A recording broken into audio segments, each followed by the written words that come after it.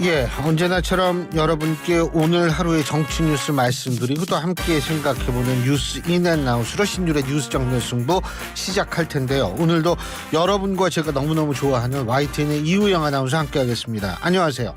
안녕하세요. 여러분이 너무너무 좋아해 주셨으면 하는 이우영입니다. 근데 내가 좋아해요, 진짜로. 네. 예, 내가 참 좋아하는데 오늘은 조금 더 표정이 근심 어린 그리고 약간은 겁먹은 네. 그리고 공포 어린 표정을 하고 있습니다. 네. 여러분들이 그 유튜브를 보시면은 이 표정을 알 수가 있을 텐데 오늘이 어떤 날이죠? 오늘은 금요일이죠. 네. 오늘은 금요일. 네. 더군다나 13일 금요일도 아니에요. 오늘은 12일 금요일이죠. 그러네요. 오늘은. 12일의 금요일. 네. 13-1의 금요일인데 네. 그래서 뭐 겁먹을 이유가 없는데 오늘 그거 말고 딴 거는 없죠. 네, 그럼요. 네. 그래요. 네. 뭐 딴 거는 없고 굉장히 여유 있는 듯한 표정을 짓지만 사실은 오늘이 무슨 날인지 청취자 여러분 궁금하시죠? 우리 이우영 아나운서가 사랑니를 뽑는 날입니다. 잠시 후 6시에 이우영 아나운서가 사랑니를 뽑는 아주 대수술을 앞두고 있습니다. 그럼에도 불구하고 여러분을 위해서 이렇게 네. 또 달려나와 주신 거 아니에요? 그죠? 너무 그렇게 개인사들을. 아니 개인사가 아니라 사랑니 뽑는 거 큰일이에요 그거. 네. 네. 월요일 날도 뭐 문제없이 방송을 하기를 바라. 아, 그럼요. 저는 또 회복력이 빠른 괜찮아요. 사람이라서. 네. 힘들면 그냥 네. 쭉 몇 주 동안 쉬셔도 뭐 괜찮아요. 좀 서운한데요. 아니 걱정이 돼서. 아, 근데 걱정 안 하셔도 되는 게 제가 또 일요일에 지금 곧 말씀하실 거지만 청취율 조사 기간이지 않습니까? 아, 그렇죠. 네, 청취율 조사 기간에 저희가 이제 커피 쿠폰 나눠드리고 있는데 정면 승부뿐만 아니라 주말에 뉴스앤뮤직에서도 저희가 커피 쿠폰을 드리는데 일요일 날이라고. 그렇죠, 일요일에. 그러면은 뉴스앤 뮤직 이유행 저는 이렇게 말하는 거 아니에요? 저는 그렇지 않습니다. 그렇게 이게 또 안 돼요? 붓기가 하루면 다 빠져서 네, 괜찮습니다. 누가 그래요? 그럼 그냥 혼자 바라는 거 아니에요 지금? 내가 지금 알기로 오히려 오래가. 반대로 앵커께서 바라시는 것 같은데. 우리 정 작가님이 일주일 같대요. 정 작가님 그렇게 안 봤는데 좀 나약하신 것 이제 같습니다. 네. 네. 사회생활을 저렇게 하는 거예요. 네. 네? 순발력 있게. 저도 사회생활 하려고 붓기를 금방 뺀다는 말씀을. 그럼 이유영 아나운서의 네. 오늘 브리핑도 그렇게 해볼까요? 한번 해봐요.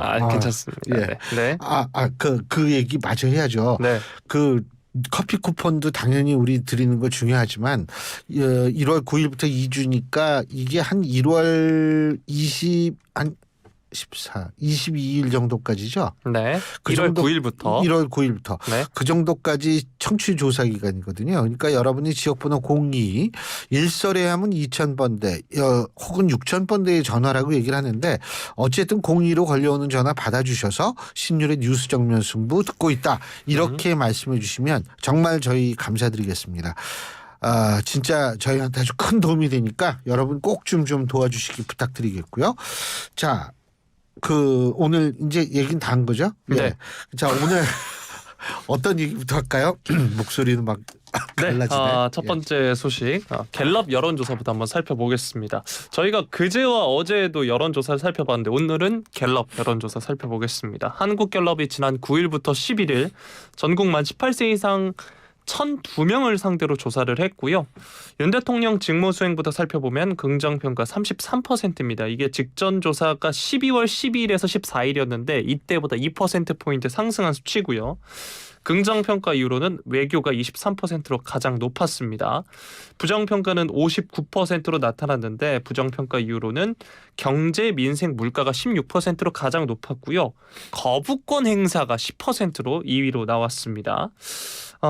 이 거부권 행사가 상위권으로 부상했다라고 한국갤럽 측도 설명을 했고요.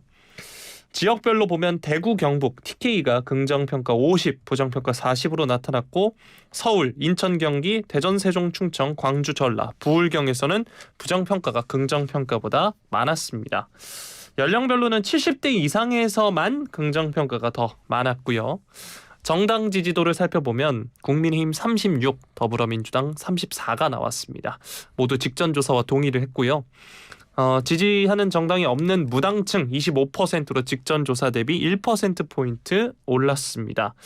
또 장래 정치 지도자 선호도는 민주당 이재명 대표 23% 그리고 한동훈 국민의힘 비대위원장 22%로 접전이었는데요. 한 비대위원장이 지난해 6월 장내 정치 지도자 조사 결과에서 선호도 4%로 처음 등장했는데 점진적으로 선호도가 상승하다가 이번에 역대 최고치를 기록을 했습니다. 또 그리고 이번에는 국회의원 선택 기준 관련 항목도 있었는데 여기서 선택 기준 항목 중에 청렴하고 도덕적인 사람, 즉 도덕성이 25%로 가장 중요한 요소로 꼽혔고요. 결단력, 추진력 있는 사람 24%, 경험 있는 사람 22%, 소통, 화합하는 사람 17% 등으로 조사가 됐습니다. 한편 기피 요인으로 보면 공익보다 사익을 위하는 사람이 32%, 우유부단, 무책임한 사람 21%, 막말, 혐오 발언하는 사람이 18%로 나타났습니다. 이번 조사의 표본 오차 95% 신뢰 수준에서 플러스 마이너스 3.1%포인트고요. 조사는 무선 전화 가상번호 인터뷰로 진행이 됐고 응답률 14.3%였습니다. 자세한 내용은 중앙선거 여론조사심의위원회 홈페이지를 참조하시면 되는데요. 국회의원 선택 기준 청렴하고 도덕적인 사람이 가장 중요한 요소로 꼽혔고요. 또 반대로 기피 요인으로 공익보다 사익을 위하는 사람 32%로 가장 높았습니다. 이게 또 각종 논란이 이어지다 보니까 이제 더 그런 게 아닐까 싶은데 관련해서 여론조사 총평 부탁드리겠습니다. 거울이죠, 거울. 예? 현실이 그렇지 못하니까. 예? 현실이 그러지 못하니까 이런 사람을 바란다라는 거. 이게 이제 현실에 반대되는 어떤 그런 거. 그러니까 현실이 얼만큼 지금 문제가 많은지를 보여주는 이런 건데 저는 여기서 주목한 게 정치 신인 참신한 사람 참신성이 6%밖에 안 나온 거예요. 예? 그러면 우리가 항상 얘기할 때 물갈이 욕구가 많다 뭐 이런 얘기를 하는데 막상 이거를 이렇게 물어보면 사실은 이 참신성, 이 물갈이 이런 거에 대해서 사실 이게 그렇게 중요하다고 생각하지 않는다는 것을 여기에서 드러났다라고 생각을 하게 됩니다. 그래서 저는 이 아주 재밌다라고 보고요. 청렴성, 도덕성 있는 우리 정치권 전체가 진짜 반성해야 돼요. 본인들이 지금 국민들이 어떻게 바라보고 있는가는 바로 이 여론조사에서 나타나는 거거든요. 청렴하지도 못하고 도덕적이지도 못하다고 바라보는 국민들이 그만큼 많다라는 거니까 이거는 사실은 반성을 해야 된다라고 말씀을 드리고요. 그리고 또 망언 이거 나왔죠. 그 네. 실언 논란. 네. 예? 이것도 핵심 지지층만 바라보고 막 극단적인 발언 이렇게 하면 사실은 침묵하고 있는 다수는 이런 판단을 내릴 수 있다라는 것도 좀 알았으면 좋겠어요. 아, 참. 그리고 어제 그 NBS 조사 우리가 얘기를 했죠. 또 얘기를 해야 되겠죠. 1월 8일부터 10일간 18세 이상 남녀 1,001명을 대상으로 조사를 한 거고요. 응답률은 15.8%, 표본 오차는 95% 신뢰 수준의 플러스 마이너스 3.1%포인트인 여론조사를 보잖아요. 이 여론조사를 보면은 어제 우리가 그 얘기했어요. 자세한 건 중앙선거 여론조사 심의위원회 홈페이지를 참조하시면 되는 여론조사인데 어제 우리가 이 여론조사에서 32% 나왔어요. 네. 그죠? 근데 오늘 33% 나왔죠. 대통령. 그러면은 이게 그 한국갤럽 기준 지난번 조사보다 2%포인트 올랐다. 이게 중요한 게 아니고 지금 현재의 대통령 지지율이 32, 33 다시 말해서 30%대 초반에 머무르고 있다는 것을 저는 주목해 봐야 될 것 같고요. 어제는 어제 여론조사에서 더불어민주당이 국민의힘보다 조금 높게 나왔거든요. 네. 그런데 오늘 이 조사에서는 국민의힘이 조금 더 높게 나왔어요. 이 얘기는 결국 무슨 얘기냐면 이거 이제 전문용어로 뭐라 그래요? 엎치락 뒤치락. 그렇죠. 네. 이 엎치락 뒤치락하는 이런 상황이라는 거죠. 그래서 제가 볼 때는 이번 선거 이거 제가 볼 때는 박빙의 승부를 벌일 가능성이 높다고 생각해요. 참고로 여러분 이게 그 2020년에 이 선거가 있었죠. 그때 당시 여론조사는 지금과 같은 여론조사 개요를 말씀드릴 필요가 없음을 말씀드립니다. 그때 한국갤럽 기준으로 2배 차이가 났어요. 그때 당시에 더불어민주당이 당하고 그때 당시에 미래통합당이죠. 네. 미래통합당하고 지지율이 거의 2배 차이가 났었거든요. 그런데 지금은 엎치락뒤치락이라는 것을 봤을 때에는 제가 볼 때에는 이번 선거는 정말 박빙의 선거가 되지 않을까라는 생각이 듭니다. 한 가지 분명한 것은 선거 구도는 여당에게 불리할 지금 시점으로 보면 불리하다. 이런 것들이 각종 여론조사에서 확인이 된다. 뭐 이렇게 볼 수가 있겠죠. 그리고 한 가지 더. 이재명 대표가 23% 장내 정치도자 선호도에서요. 한동훈 국민의힘 비상대책위원이 22위원장이 22% 이거 나왔죠. 전 이거 보면서 좀 조금 사실 개인적으로 놀랐어요. 이재명 대표가 전 더 오를 거라고 봤거든요. 왜 그러냐면 피습을 당했고 테러를 당했고 피해자였기 때문에 우리나라는 국민들은 이 피해자에 대한 어떤 그 동정심이라든지 이런 것이 유독 강하게 표현이 되는 특성을 갖고 있거든요. 전 아주 좋은 특성이라고 생각합니다. 근데 이재명 대표가 테러를 당했음에도 불구하고 이 한동훈 위원장하고 차이가 그렇게 안 난다. 그때 당시에 한동훈 위원장의 컨벤션 이펙트는 이제 뭐 좀 잦아질 것이다 그랬는데 이 결과를 보니까 그렇지가 않아요. 전 이 결과를 보면서 무슨 생각했는지 아세요? 예? 뭐냐면 우리나라가 얼만큼 양분화가 돼 있으면 우리나라 가장 중요한 정치인 중에 한 분이 테러를 당했음에도 불구하고 사실은 그다지 큰 변동을 보이지 않는다라는 건 테러를 당했다라는 사실 자체도 해석이 양분화될 가능성이 있다. 라는 것을 시사해 줄 수 있는 포인트가 아닌가라는 생각이 들어서 굉장히 씁쓸했습니다. 근데 이제 제가 분명히 말씀을 드리지만 어쨌든 이 정치인에 대한 테러는 다시는 있어서는 안 되고요. 근데 요새 또 이렇게 보면은 한동훈 위원장 뭐 부산 가고 어디 가고 막 셀카 찍고 이러는데 뉴스에서 이거 보면 제가 조마조마해요. 그러다가 또 이상한 사람 나와가지고 그러면 어떡합니까? 그래서 조금 좀 여기에 대한 대책이 아직도 정치권에서 미흡하다 이런 생각을 했죠. 네. 조금 전에 이제 그 국회의원 선택 기준이나 기피 요인 관련해서 지금 정치인분들께서 반성을 좀 해야 한다라고 말씀해 주셨는데요. 사실 이런 이야기 있을 때마다 뭔가 나 말고 다른 사람들이 반성해야지 이렇게 생각하시면 어쩌나라는 걱정도 좀 되네요. 원래 사람은 그렇게 생각을 해요. 네. 이우영 아나운서도 그렇게 생각할 때 많잖아요. 솔직히 솔직히 네, 그렇죠. 그렇죠. 네. 아니 그리고 너무 자기가 잘못했다고 생각하면 그것도 정신건강상 좋지는 않아요. 네. 자, 다음 소식 살펴보도록 하겠습니다. 김용남 전 국민의힘 의원이 국민의힘을 탈당을 했습니다. 그리고 개혁신당에 입당을 했는데요. 오늘 기자회견을 열어서 이 소식을 밝혔습니다. 윤심이 당심이 돼버리는 정당에서는 민심이 설 공간이 없다라고 하면서 개혁신당에서 젊은 정치인들과 함께 시작하겠다라고 이야기를 했는데요. 개혁신당에서 전략기획위원장을 맡기로 했다고 합니다. 김 전 의원이 2014년 보궐선거를 통해 국회에 입성을 했고요. 새누리당에서 초선 의원을 지낸 바 있습니다. 그리고 20대, 21대 총선에서 낙선을 했고 윤석열 대선 후보 캠프와 선대위에서 상임 공보특보로 활동을 했고 대선 직후 열린 6.1 지방선거에서 국민의힘 수원시장 후보로 출마한 바 있습니다. 당시 낙선했고요. 이번에 김건희 여사 특검법 관련 거부권 행사에 대해서 대선 시절 윤 후보가 입버릇처럼 이야기하던 공정과 상식이 지켜질 것을 믿었다라고 했는데 국민도 속고 저도 속았다라고 비판을 했습니다.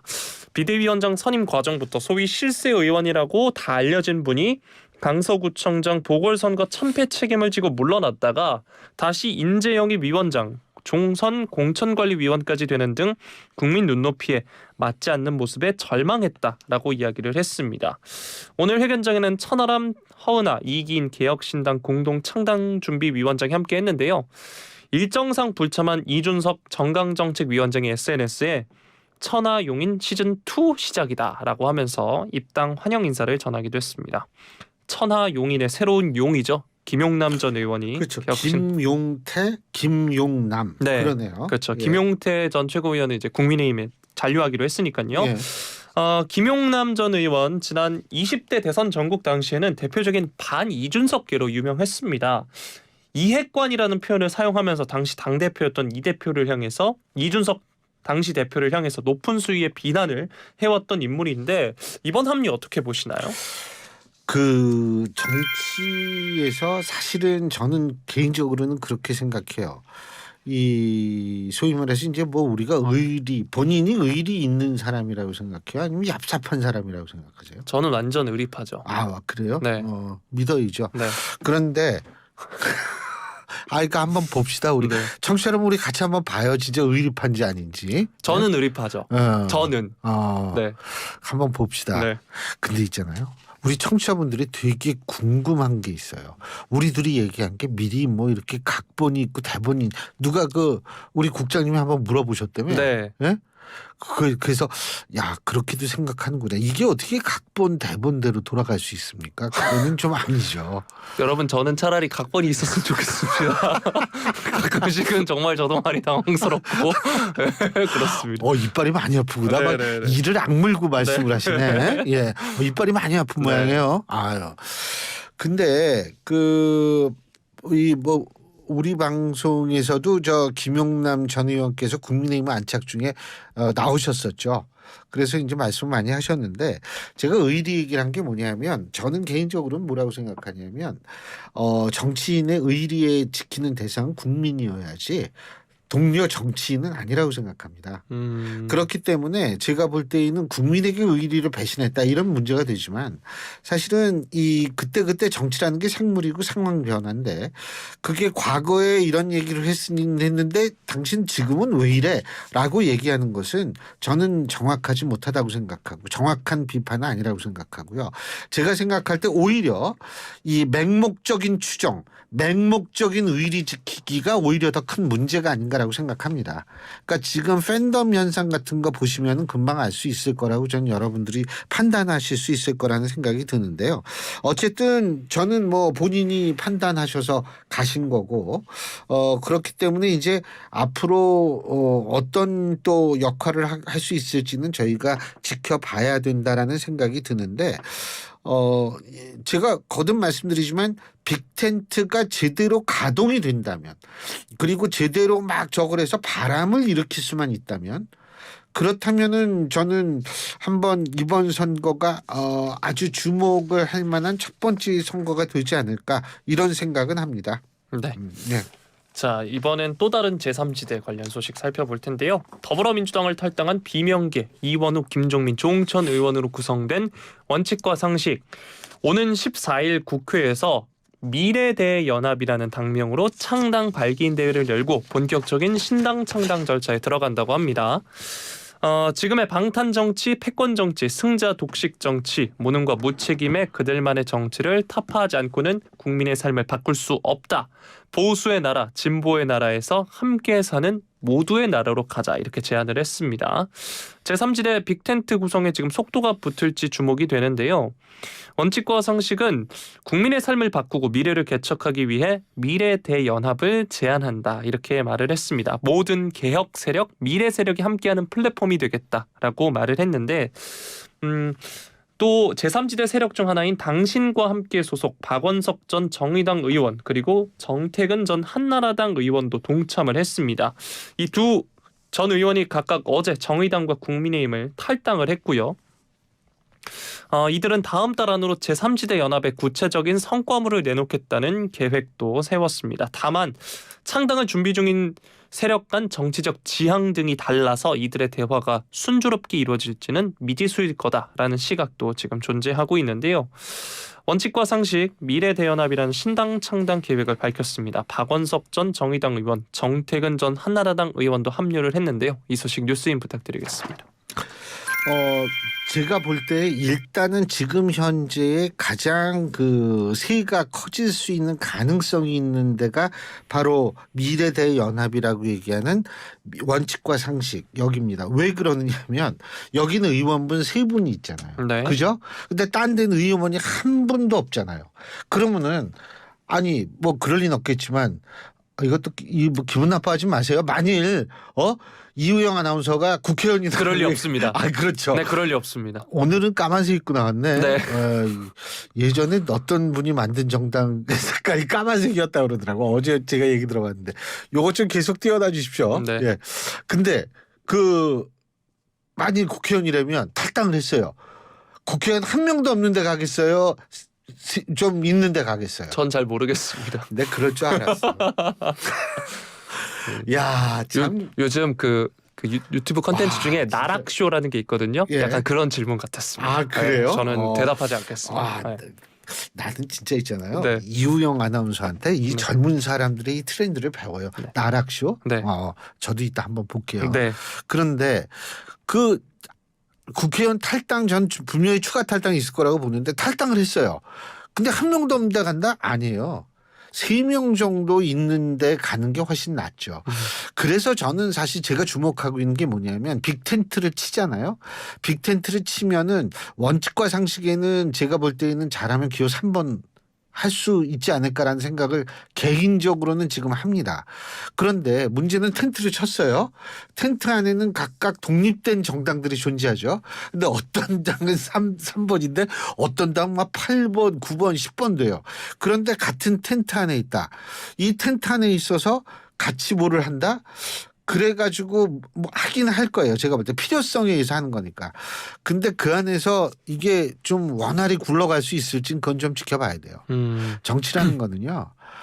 제가 실질 정치를 안 하는 이유가 저는 원래 성격상 피곤한 거 싫어하거든요. 근데 이 끊임없이 싸우고 막 이거 얼마나 피곤해요. 지금 공천 과정 보세요. 기존에 위원장 있는데도 자기 예비 선거가 있잖아요. 싸우고 또 싸우고 또 싸워서 결국은 이제 의원 배치를 다 하는 건데 뭐 대단한 집념이 가지신 분들이죠. 근데 그런 속성을 가진 분들이 정치라는 경우가 많은데 과연 빅텐트가 어떻게 될지는 좀 지켜봐야 돼요. 단 제가 말씀드리는 것은 빅텐트를 많이 성공적으로 쳐가지고 그것으로 선거에 임한다면 최초의 우리나라 헌정사상 최초의 어떤 시도라고 볼 수는 있죠. 한번 지켜봐야겠죠. 네. 이런 부분 때문에 단순히 물리적인 화합이 아니라 화학적 결합을 계속해서 이야기하는 게 아닌가 싶네요. 그렇죠. 네. 물리치료도 받아요, 근데? 네. 예. 아니 0345님이 이런 말씀하셨어요. 치과 가기 전에 식사 든든히 하고 가세요. 깰 때까지 식사하기 힘들어요. 보면은요, 제가 좀 은근히 질투가 나는 게 네. 이우영 아나운서 걱정해 주시는 청취자가 훨씬 많아요. 예? 저도 알고 있습니다. 자 오늘 여기까지 하죠. 조금 전에 정치인은 동료 정치인이 아니라 국민들에게 의리가 더 있어야 된다고 그럼요. 하셨잖아요. 더 있어야 되는 동료보다 국민들은- 청취자분들에게 의리를 더 갖는. 죄송합니다. 자, 본인이 얘기해도 무슨 얘기인지 잘 모르겠죠. 예. 하지만 제 편도 있어요. 네. 8733님 안경정입니다. 항상 매장에 방송 틀어놓습니다. 진짜 솔직한 뉴스 청취자 편에서 날카로운 시사 너무 감사합니다. 방송 최고입니다. 이런 얘기 들을 때마다요. 저는 굉장한 힘을 얻습니다. 진심입니다. 정말로 우리 8733님을 비롯한 애청자 여러분께 다시 한번 감사의 말씀을 드리겠습니다. 저 칭찬해 준 분 번호도 한 번만 더. 0345님입니다. 네, 감사합니다. 그렇죠. 네. 예. 자, 다음 소식 살펴보겠습니다. 자, 2022년 9월 윤석열 대통령의 미국 방문 당시 불거진 MBC의 자막 논란과 관련해서 법원이 MBC 측에 정정 보도를 하라고 판결을 했는데요. 오늘 외교부가 MBC를 상대로 낸 정정보도 청구 소송 선고 기일에서 서울 서부지법 민사합의 12부가 원고 승소로 판결을 했습니다. 재판부는 피고는 이 사건 판결 확정 후에 최초로 방송되는 뉴스데스크 프로그램 첫머리의 진행자로 하여금 별지 기재 정정보도문을 통상적인 진행 속도로 1회 낭독하게 하고 낭독하는 동안 위 정정보도문 제목과 본문을 통상의 프로그램 자막 같은 글자체와 같은 크기로 계속 표시하라고 주문을 했습니다. 자, 이게 2022년 9월이었죠. 미국 뉴욕 방문 당시 국제회의장을 떠나면서 국회에서 이 땡땡들이 승인 안 해주면 땡땡땡 쪽팔려서 어떡하나 원문을 그대로 좀 읽어드렸습니다라고 발언을 했고 이 모습이 방송기자단의 풀화면에 촬영이 됐습니다. MBC가 이를 보도하면서 바이든이라고 자막을 달았고 이에 대통령실은 날리면이다라고 이야기를 하면서 관련해서 계속해서 논쟁이 있었는데 이게 어느덧 재작년 일입니다. 일명 바이든 날리면 보도와 관련해서 법원이 외교부의 손을 들어준 건데요. 이번 판결 어떻게 보시나요? 첫째로 제가 말씀드리고 싶은 것은 이 판결이 최종 판결은 아니라는 거죠. 그리고 그렇기 때문에 MBC 측은 또 항소를 하겠다는 입장인 것으로 알려지고 있고요. 그리고 이 재판 과정에서 전문가의 감정을 받았잖아요. 과연 이 소리가 뭐냐. 하지만은 이 감정 불가, 판독 네. 불가 결정이 내려지지 않았습니까? 그렇기 때문에 사실은 이 부분에 대해서 저는 뭐 판결문을 제가 전체를 보지 않아서 모르겠지만 이게 이제 어떤 구체적인 이유를 들었는지는 모르겠습니다만 제가 재판부를 하면 허위 사실이라기보다는 좀 더 확인 과정을 거쳤어야 되는 거 아닌가. 물론 MBC 측은 당시에 청와대 대통령실 측에 확인을 했다라는 입장을 견지하고 있는데 어쨌든 정확지 않은 것을 너무 확실하게 확신을 갖고 보도한 것 아닌가. 여기에 대한 판결이 아닌가 이런 생각이 드는데요. 분명한 것은 뭐냐면 이게 판독 불가, 이 감정 불가라는 얘기 아니겠어요? 그렇기 때문에 이게 2심이나 최종심에는 또 어떻게 바뀔지 모르니까 이건 조금 지켜봐야겠죠. 예. 네. 예. 오늘 여기까지 하겠습니다. 예. 좋은 주말 되세요. 화이팅. 화이팅. 네. 그리고 자, 우리 청취자 여러분 모든 좋은 이 우주의 길을 모아서 우리 이우영 아나운서에게 이게 좋은 길을 해서 오늘도 성공적으로 이빨을 뽑기를 바라겠습니다. 좋은 주말 되세요. 지금까지 YTN의 이우영 아나운서였습니다.